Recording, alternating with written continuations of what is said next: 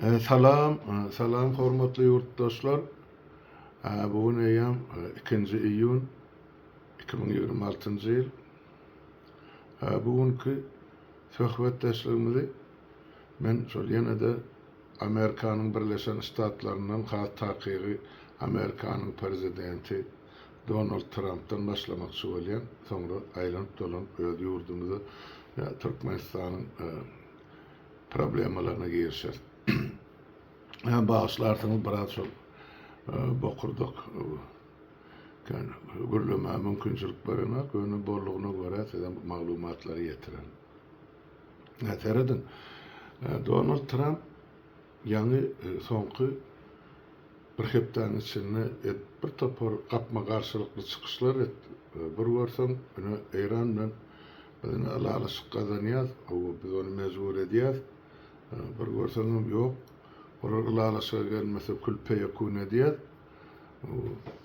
Bize şol atomny yararlarının demesini gallarını yani cisimlerini bize tavsırmalı talep bilen çıkıştı. İran'ım olur hiç burada biz berjekka len terde hareket ediyor. Yan bir küçüklükte Amerikan bazasını İran tarafı bombaladı. Şeýle habar var, Amerika'dan ona karşılık bilen harekete geçiyor. Olya onun ikisinin öz arasyndaky uruşýa dawan bargyra goýsak, Trump'ın bir aýdanlady var Türkmenistanyň degişlilikden. Günah tutmasy da şo degişli bolýar da bilim ýanky Ermenistanyňky şu öňündäki hepde geçiriljek, diňjal şunu geçiriljek saýlawlar bilen baglanşyk. Şu taýda Trump aýtdy, biz o Ermenistanyň premier ministrini gorlaýar, o gowadam, gowy olbaşy, men şoňa gollaw berýän, ses berýän ýene alterde gorlady, ýöne oňa maňyrsyny aýdan zady bar. Eger şol häzir Ermenistan'a şuňky rejim saklanyp kalsa, diýmek Kawkaz respublikalary üçin şol sanyny ýeme Merkez Aziýa respublikalary üçin gaty uly mümkinçilik dörer. Merkez Aziýanyň ýerasty baýlyklaryny Kaspy deňiziniň üstü bilen, ýani Azerbaýjanyň Ermenistany, oň üstü bilen Türkiýeden Ýewropa satmaga ýa çykarmaga mümkinçilik dörejek diýen terde Donald Trump çykyş etdi. O premier minister Pashinyan halkyň we saýlany adamsy, ýöne ol soňky bir ýyl gowrak wagt diýip Moskwadan arasyny açanyny kem örenak, kemden arasyny açyp başlady. Ýewropa Birleşigini ýa-birligine tarap hareket edýär. Elbetde bu Putin göwnüne ýokanak, olar indi haýbat atyp başladylar Pashinyany häzir. Eger sen bilet arap ýörüş etmesen ýa Ýewropa tarap gitjek bolsaň, onu referendum geçirdi ýa. Bärde bir mesele var da yurttaşlar. Sen başga bir ýurdun ýa döwletiň baş tutanyna ýa halkyna sen nädip buyruk berip bilen sen özüňde referendum geçir, halk näme diýýär diýen. Olum aýtdy birinciden Pashinyan. Ine wagty gelene biz referendum geçirir, ýa şuňky geçiriljek saýlaw halka bagly, Pashinyan saýlana olar. Ya Nikol Pashinyan ol otaýda her bir owada oturan adam ýok. Halk karar verir. Ýewropa Birleşigine girmelimi ýa Orsiýadan olasyna galmalymy? Ýöne indi göni o ýa haýbata geçdi. O da Orsiýa şol ýa Ermeni diasporasy var. Orsiýetde zatda ýaşap beren ol millionermi, milliardermi şolaň üstü bilen onuň Ermenistanyň halkyna täsir edýärler da ine Orsiýetden daşlaşsaňyz şular ýa kemçilikleriniz bor. Mutqa diýen ýaly almarsaňyz o ýa nebit ýa siziň önümleriňizden getirmez Orsiýada diýip. Ol bar. Hakikaten kıyınçılık bolacak. Yani olan suratlanırşı ahir zaman kopacak gal. Ola dine wagt gerek var Ermenistan'a ağda kanı bazarını ütkötmek için ya taze bazarları açmak için. Yani Evrosayıda gerek gal Ermenistan'ın yönemi gerek elbette. Onu alırlar yönü. Sol Orsiyadan oynayacak bolýan karty häzir diye eger diye bizim etmesen biz häzir Orsiyatda 100.000 sany ýani Ermenistanyň garajlaryny ýaşaýar 100.000 diýip aýdýarlar da belki köpdir belki azdır. Ýöne getirýän sarlar 100.000 adam diýip görkezdi. Ene biz şolary uğratsak Ermenistany goý olar ses berseler, ýani Nikol Paşinyanyň garşysyna onu uğratmak için samalyot gerek. Böyle şunu ayın ikisi, şunu ayın birinden alamazlar da uğratacak diye intiham uğradana 100.000 adam samalyot bilen uçuracak bolsan, bir samalyoda da orta hesaptan 250-300 yani ýolagçy ýerleşýän bolsa, o 100.000 adamy Yerewana uçurmak için her günü näçe samalyot uçurmaly? 50 mi, 100 mi? Bir pikirlenip görün, boljak zatmış. Yok elbette. Bir siyaset korkutmak için, ürkütmek için, ya hayvat atmak için edilýän oyun. O 100.000 adam Moskwadan ya Orsiýatdan samalyot bilen Ermenistana geçirmek için birinciden o Yerewanyň aeroportu onça samalyoty bir günde kabul etme mümkinçiligim yok. Ana so şeýdip inni şu haywatyň üstü bilen Ermenistany öz golasyna saklajak bolýar. Ýöne Paşinyan mert adam, ola aýtdy, onu halkçydyr. Bu meseleni men halkyň kararına garşyna geçecek adam däl, odalam onu halk saýlar. Şoň üçin inni Trump'a aýtdy, eger şutaýdy, men dol gollaýan Paşinyan premier minister bolsa, Mehmet Akgülýaly bar, bizi bilenim ara gatnaşyk saklamaga gaty, bir ygtybarly adam diýip aýtdy. Indi Paşinyan gollaýar, Trump ýöne oň aňyrsyny Merkez Aziýanyň baýlyklary ýatyrdy, ýerasty baýlyklary. En köp ýerasty baýlygym türkmenlerde bar, hem gazaklarda bar.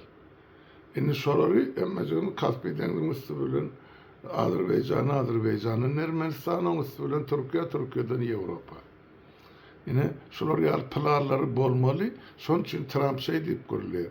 Ol men bilemem Trump'ın öz kellesine gelen pikirmi ya on kömekçilerinin ya ýörgüte gulluklarını işläpdilen planymy. Ýöne şol bar. Diýmek, eger şu Paşinyan saklanyp galsa, indi biz öz bähbidimizi gözüňe tutup aýdýan türkmenlenkini. Eger Paşinyan saklanyp galsa, indi şol Zangezur geçelgesinde de gatnaw ýola goýulsa, oň adyna ýa Trump'ın geçelgesi diýip takdylar. Azerbaýjan tarapym, Ermenistan tarapym, bolýa goý bolsun, bilem Trump'a peýda beren bermez belli ýok ýöne. Iki döwletiň arasyndaky uruşdagy ýapmagyny kömek eder diýip düşünýär. Endi näme bar? Şol Merkez Aziýa türkmenlerden tutaly özümize degişledim. Şu neçeli enne şol eser ýykylanan bärsini alallar. Şu neçeli türkmeniň nebeti, gazy, nire, näçe aktaryldy. Näçe nurtdan berildi. Hanymyndan gelen girdejiler. Eger ýerden ses çykýar, şol özüň hökümet diýip atlandyrýan o jenaýatkar topardan ses çykanak ýurtdaşlar. Hemmesi zat ogurluga ýetdi.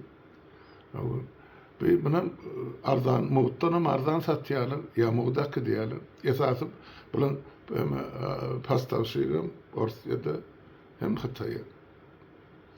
Näme nykdan bilen bahy kesişdiler. Näçe satylmaly, näçe satylýar her ýer. Eger aýdylýan zat ýok. Indi ol nebtem gazym aslyna seresen konstitusiýamyz boýunça döwletem halkynky. Halk biläýmeli şu zatlary. Näçe satyldy, näçe girdeji geldi, şol girdejiler nire harç edildi. Ya durmy hazinada. O Merkez Bankyň içini süpseläýmeli, o taýda pul ýok. Onu nire diýip bir milliardlar. Ana ine sorak şutaýdy. Inni şu soraga jogap egerde Türkmenistanyň yer asty, yer üstü baýlyklary Ýewropa çykarylyp satylsa, diýmek hasabat bar. Türkmen tarapy bermese-de şu alýan kabul edýän tarap, Ýewropa tarapy hökmen aýan eder. Näçe näçe milliard kubmetr gaz mı ne bitmi ýalňyş mı kabul edipdir. Bahasy näçe. Ine ondan halkymız biljek. Olaram eýem şumalky edýän jenaýetlaryň belki 100% eder şeýdip ýoşluk bilen bizim döwletimiz we halkymyz paraxorlukdan ýani korrupsiýadan saplanyp biler ýoş-ýoşdur. Şu noktaý nazardan Trump'ın aýdýan sözi tasdiklenip boldy iş ýüzünde. Hana ol ýema Türkmenistanyň daşary işler ministri ýani Amerika gidip şu Amerikanyň döwlet sekretary bilen duşuşdy. Ene şu taýda ýene-de Türkmen gazynyň gurrun edildi. Diýmek şol Trump'ın aýdýan sözüniň aňyrsyny edilip oturulan işler bar. Näme üçin Reşit Meretov ılgak gidýär Amerika. Ol Türkmen gazyny yerlikli sataly ýa Türkmen halkyna şonun peýda gelsin giden agyrota. Öz jan halas etmek üçin, eden jenaýetlarynyň üstüne gömmek üçin ýa yapmak üçin ýa şu Amerikalardan arka tutunmak üçin giden adam piýada bol. Men de tanam zat Reşit Meretov kimdir? Ýa onu alyp barýan siýasatyny. Şoň üçin o Amerikalar kabul eder, onu tapawdy ýok Amerikalar bugun elini gıssa ýertýär, Reşotkan aňyrsan oklaýarlar, Maduran edişler ýaly. Gitjek yerler ýok olan bu meselede. Ýöne şu hereketde, şu duşuklarda men görýän pozitiv zadym, egerde häzir Nikol Paşinyan saýlanurdy, şoň partiýasy ýeňiş kazansa, diýmek Amerikalyň etjek bolýan plany şurdan ibaret. Häzirlikçe şeýle görünüp duran zatlar bar. Şonu sizin dikkatyňize ýetireýin diýdim. Nira gelýär? Ni dolan gelin öz ýurdumyza dolanalım Türkmenistana. Men aýdyp gelýän size ikinji şunu üçünji gezek şol mart aýyndan bäri Germaniýada ýaşaýan, işleýän ýa bosgun bolup çykyp giden Ukrainadan Türkmenistanyň iş statusy bilen gelen iş ýap gelen emigrantlar inni bilen pasport möhleti oturan, viza möhleti oturan, ýa-da galan maşgallaryň ýagdaýy gün-günden kynlaşmak bilen ýurdun içindäki bolup duran jenaýetler inni göz ýumyp bilen göz ýumjagym däl ýaşlar. Şoň üçin bular öz hak hukuklaryny talap etmek üçin haýsam bolsa bir siýasy hereketlere geçmäge başladylar. Ine şol maňa ýüz tutdular, men olaň arzyny, olaň ýüzlenmesini öz sözüm, öz dilim bilen size ýetirip berdim. Ine şondan soňky dowamyny aýdyp berýin. Ýani şol ýany diýany 10 gün bolup barýar, ýa bolaýdym ka ýok, 10 gün bolana gentek şol Germaniýada görýäňim ol ilçin tapy bilen zat ýitirim boldy, oň ornmasara men bilemek, ilçi bolmasa çözüp bilemek diýip yalan sözleýärdi. Berdimurat Recep faktiski şu taýda ýemeden çykan Germaniýada. Ýöne atoyno diýär şu halka arlamak üçin. Bularam her sapar ýigitler gyýdylar ilçana barana mulayim söz bilen yalan söz bilen çykyryp goýberýär meseleler çözülen pasportyň bolmasa-da, wizaň bolmasa-da Germaniýanyň döwleti hökümeti adamlar saklamaýar otaýdy. Ine şu kodun arasynda galyp bizim ýurtdaşlarymyz ýa illeşlerimiz ondan bulan sabır kasesi pürpür dolupdur. Maňa jaňa paýdalarym bar, ýazyp paýdalarym bar. Biz diýdi bular ýaly hökümet bilen bilen diýdi oňşup ýaşaşma işçili diýdi. İslegimizem ýok, arzumyzam ýok. Sebäp biz Serdar Berdimuhammedow biz saýlamjak diýdi. Näme üçin biz saýlamadyk adamymyza saylamadık hökümetimize tabin olup yaşamalı. Ondan sonra o tayda adalet yok, kanun işlenen. Yine Germaniya kanun işlep veren devlet, ya kanun işleyen devleti yaşap veren millet görüp otur. Bize de sunyal durmuş gerek, ya sunyal yaşayış gerek. Şonun için bize de yaşlı salgı ver deputat hükmünü. Biz ne edip şu tayda Germaniyada o Türkmenistan prezident sayılarını geçirip bilir. Şuna nahil yürüydük mümkünçülük vardı. Men yazdım özlerini en üstadi yenen mırgazak ekranına maytıp verin. Biz de yurdun daşına prezident sayılarını geçirmeye hiç yürüydük. Hukukumuz yok. Yönü sol sayılarları yurdun içinde geçirmeye mecbur etmek mümkünçülüğümüz ve hukukumuz var. Sebep devlet halkın ki. Halk çözüyor mesela. O prezident bolu, premier minister bolu, deputat bolu, onu halk saylaya. Ne için? O depesini tecrübe edip götürmek için nalle menajer hükmünü öz yurdunun, halkının, devletinin aladasını etmeli. İşar hükmünü belli bir möhlede şunu vazife ınanıya yapıyor. Bolluğu tordu. O bizden hiç şey tapavdu yok. Tapavdu cevapkarçılığı arttıkmış değilmesin. O hukuku arttıkmış değerler. Hiçbir yol vasın. Yönü olur. Elini yankı bir tutuk yeterden son sonu izinle vermeyecek bolup yine dürlü pırıllıkları yolur yer. Yüzür yerler. Kanun, yazılan kanunları berca etme. Halk borçlu. Emma şu kanunun üstüne depelepten soyunap halkın depesine şanık dövmeyip olan hukuku nahil devlet bolya ol. Beyle devlet bolup bilemem. Bolmalı değil. Bolsa da diktatura getiriyor. Diktatura da iyirde geçti yıkılyandır. O şun yıkılır, erte yıkılır, büyürgün yani durmağın hakkı yoktur.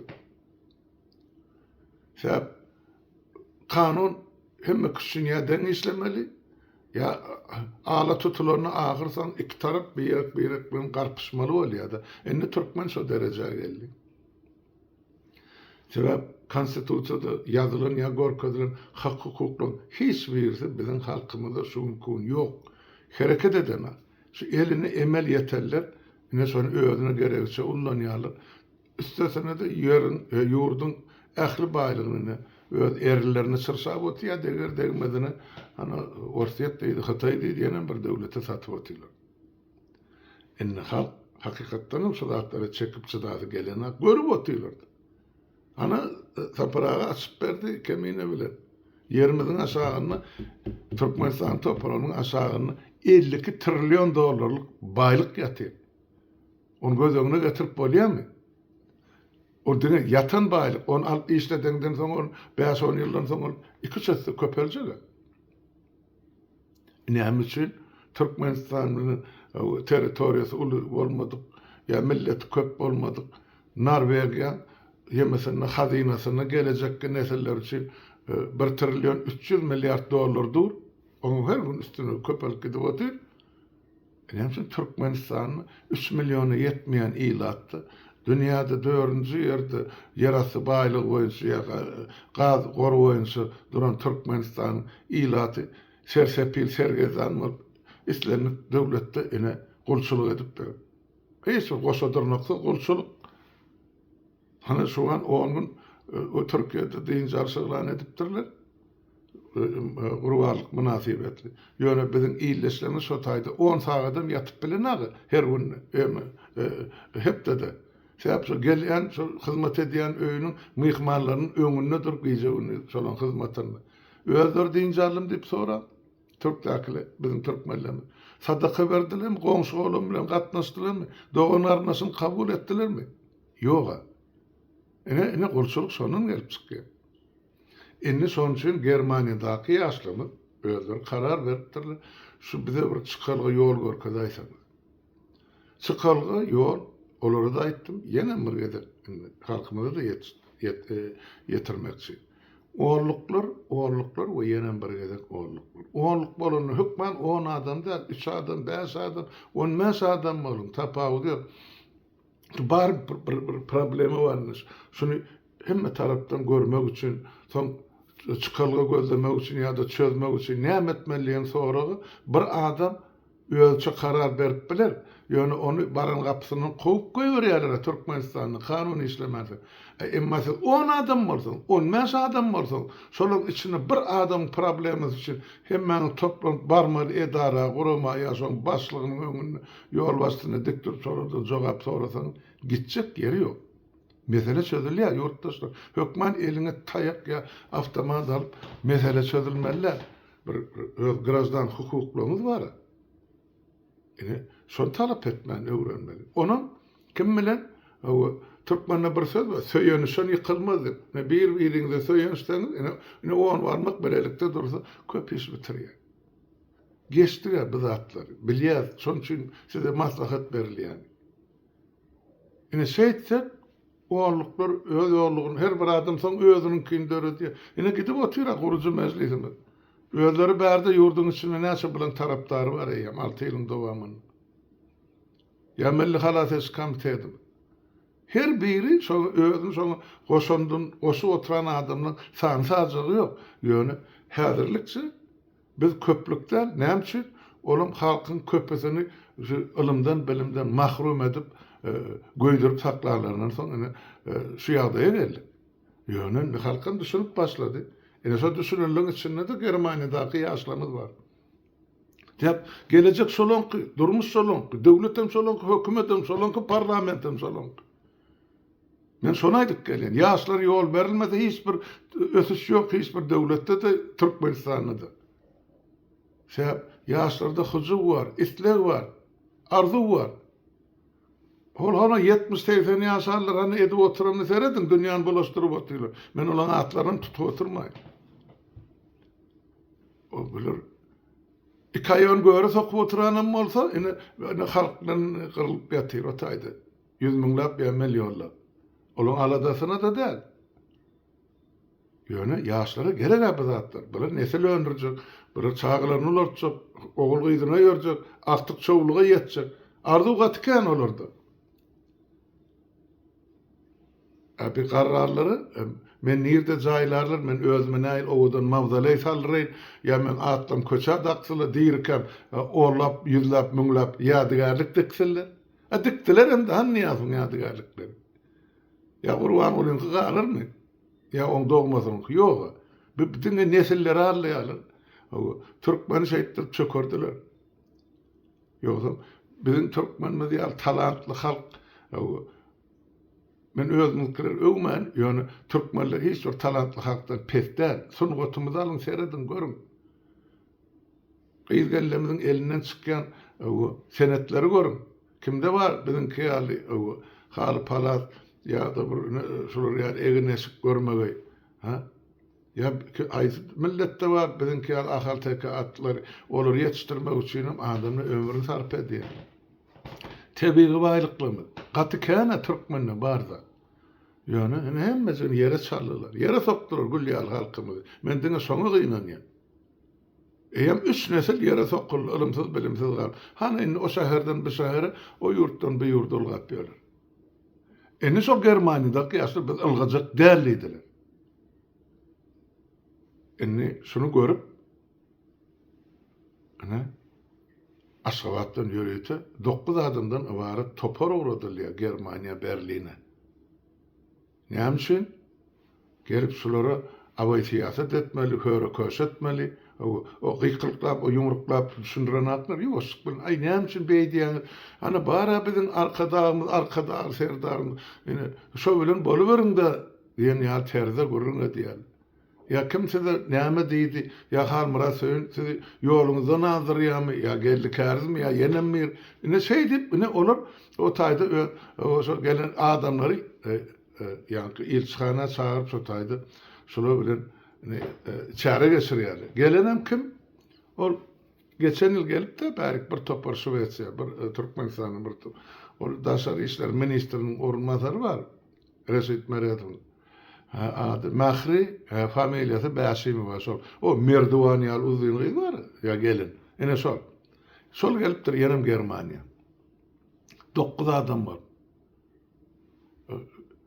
Men nereden bilýän bu habar? Ýurdun öz içinden şol Daşary işler ministrligine ýanky kontrazvedkada Germaniýanyň ilçihanasyny hökümetli işlemler bilen hemmesi deýýursal. Öz erteki gün alady diýenlerim bar. Ine şolar berip otyr bize maglumat. O gelipdir. O halktan giyip berin, o Berdimuradov bilen öňüne ine 3 öpürip salam berip ılgap ber. Şol ilçihanaň içinde adamlar yığınap zarly şolar bilen çäre geçirýärler. O ýaşlarym aýdypdyr, bizim wizamyzy doldurdyk, pasportumuzy täzelen. Ýok bolmasa da ýurdu uradyk. Indi şo mesele şeýlerek çözülüp otyr. Kim indi ýurda içip bolsa indi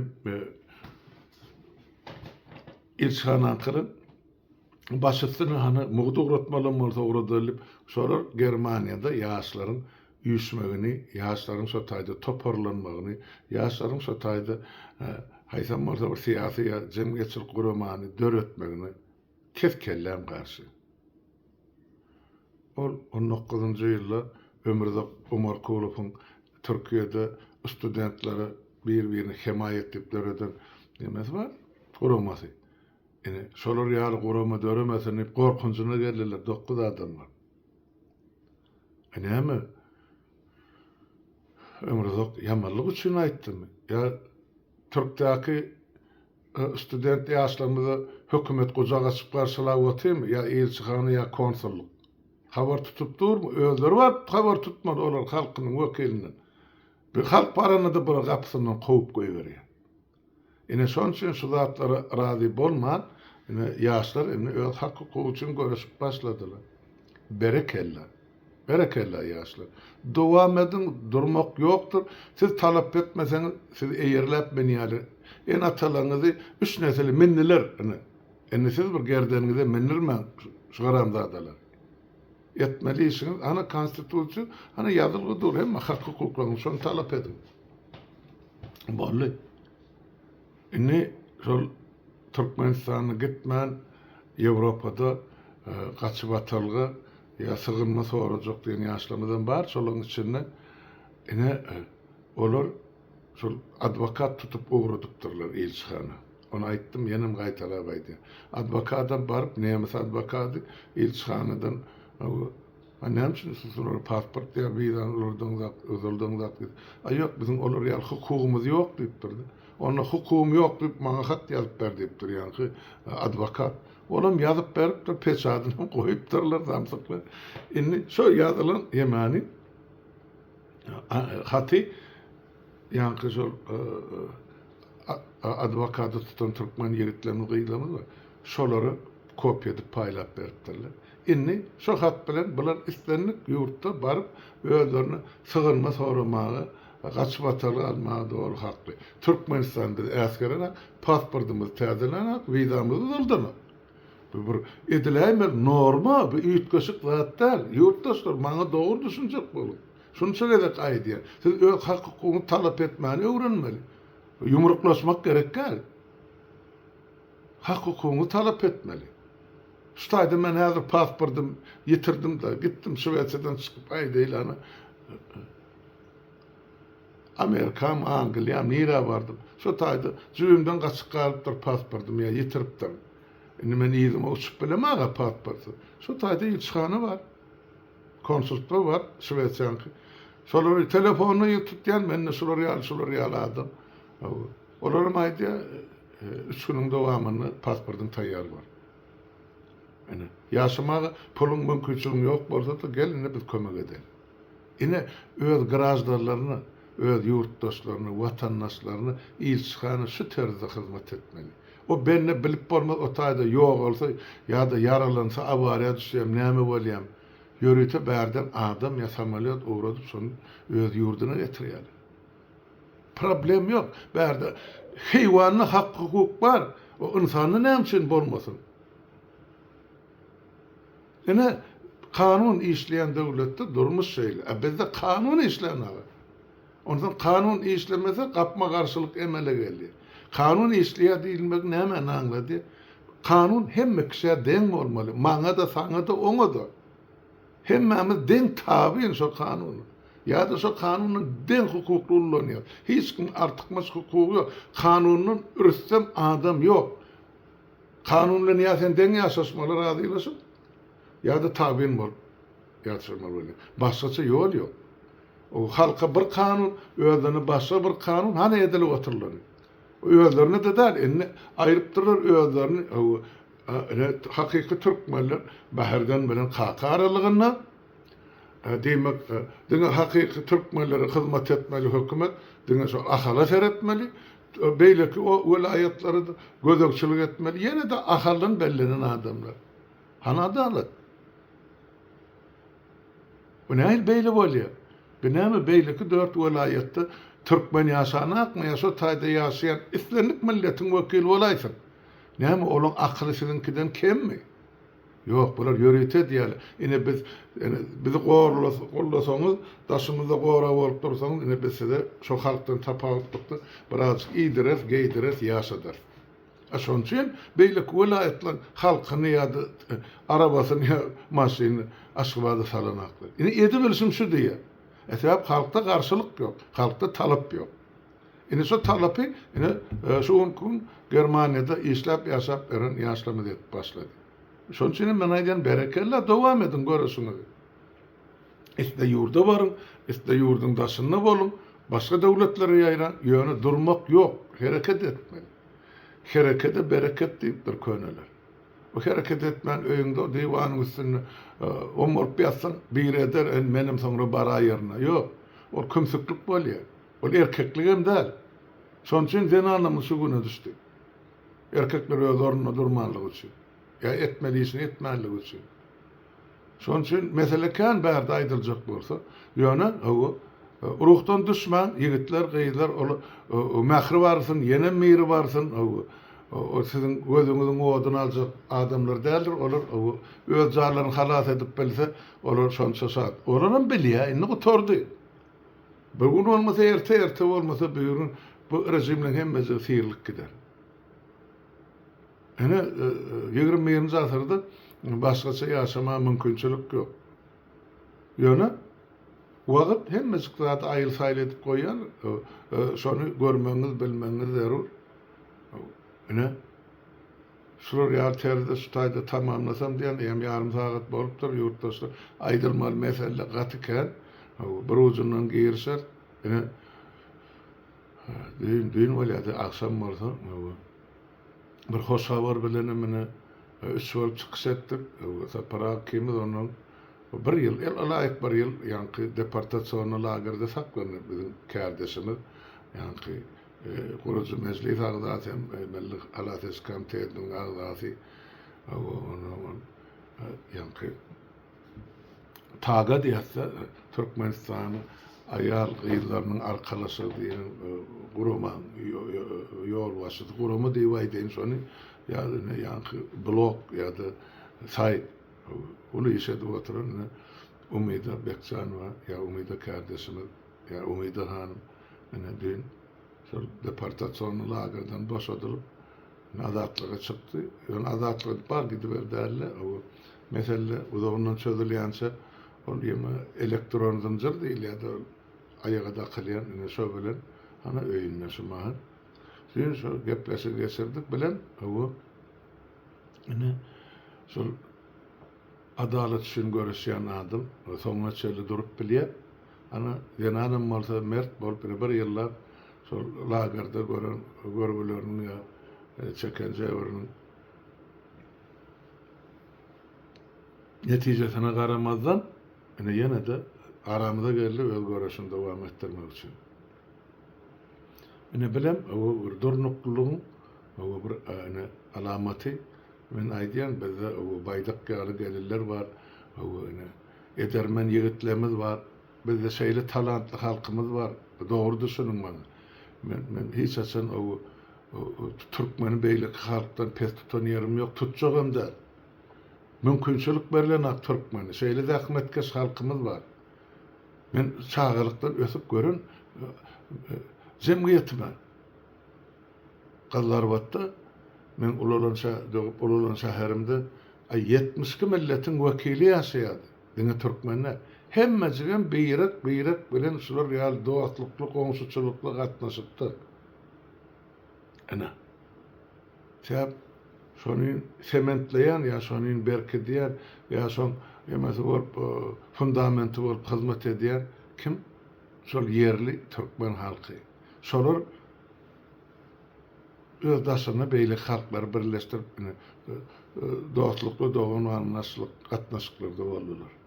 Inni bu nire getirdi bu haram zada hökümet dip özüne atlandyrýan jinayatkar topar ine görüp dursun. Ýöne ýurtdaşlar ýenen bir gezek aýdýan. Ruhdan düşman. Enatalar size yüzlenýän.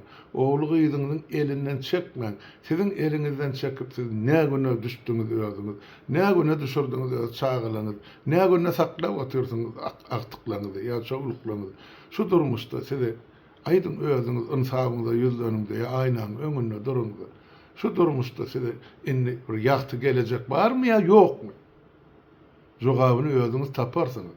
Ýöne bizim gülýäl halkymyzy biz zaýaladyk, bunyň depesine çöktük diýip heşelle kakýarlar başarmarsyňyz. Halk öz hakyny talap etjek güni uzakda däl. Halkymyz täzelenmäni, ol arasalanmany başarýan halk. Oýlanyp bilýän halk. Ýöne halkymyzyň talantlaryny açmagy, erkin işlemäge we ýaşamagy mümkinçilik bermedi. Şol häkimeti basyp alarlar. Ine bizim halkymyzyň ýa türkmeniň tragediýasy şutaýdy. Bolýa ýurtdaşlaryny kängürläp oturmaýyn. Hemmäňiziň öýüňizde saglykda görşeliň. Duşup duralyň. Oturun, dinlen, özüňize gerek netije çykaryň. Sag bolun.